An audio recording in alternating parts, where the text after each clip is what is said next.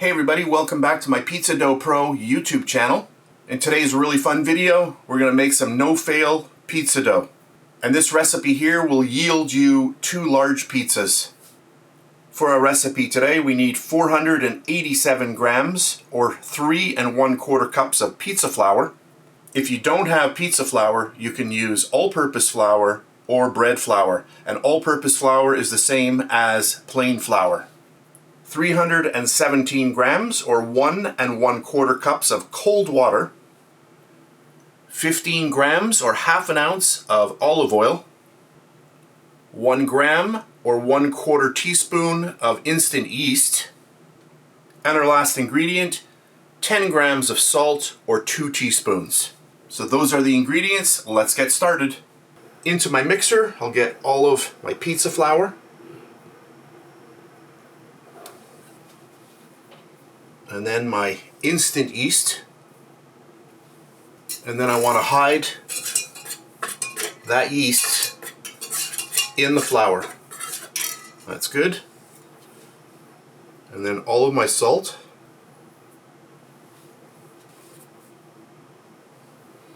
my olive oil, and I have been adding the yeast and the salt like this for, I don't know, I'd say almost 40 years, and I have never had a batch go bad. Then we'll add in our water. And I am using cold water because I am doing a 24-hour slow cold ferment. Close down my lid. I'm going to turn the machine on. As soon as I do, you'll see a nice light come on inside the machine. I'll just come over around the back here. The main knob is here. I'm just going to turn this up and get that going, and I take it up to about number 3.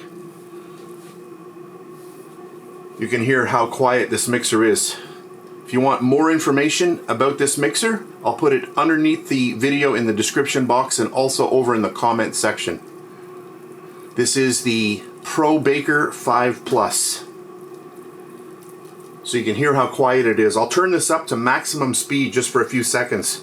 So I'll take it right up to number 10. And you can hear how quiet it is. It's amazing. That's good. I'm just going to bring this down now. Take it down to about 3. And now I'm going to just knead this for 14 minutes.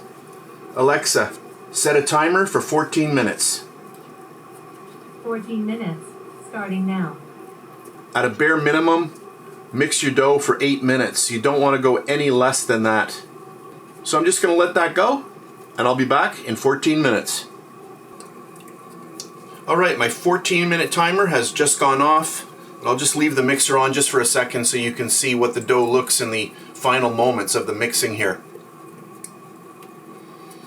So a nice pumpkin shape on the top, which is indicative of a spiral dough mixer.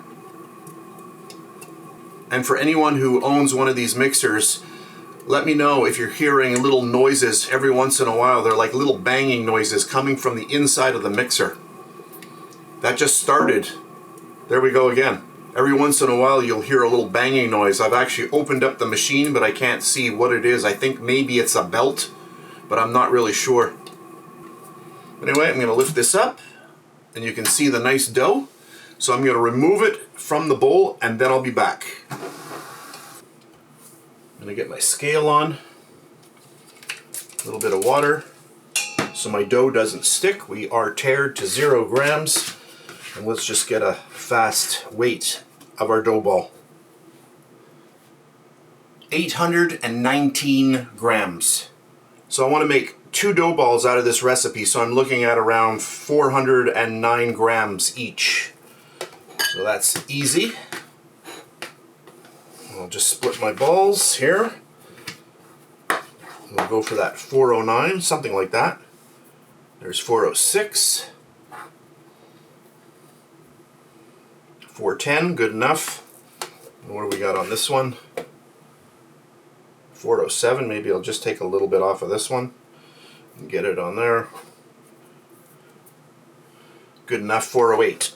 Okay, so there's the 2 balls. So you can see how easy it is to split your balls into two. You know, when you're doing grams, it's super fast. And then I'm just going to start with one.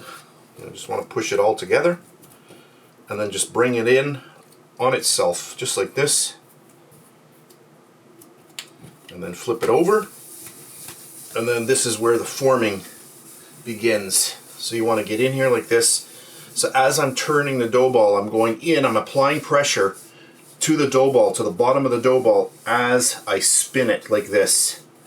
And what that's doing is it's pulling all of that surface to the bottom, just making it nice and taut, just like that. That looks good. You can give it a little bit of a roll. And I have 2 bowls already sprayed with olive oil. Get those right in there. There's one.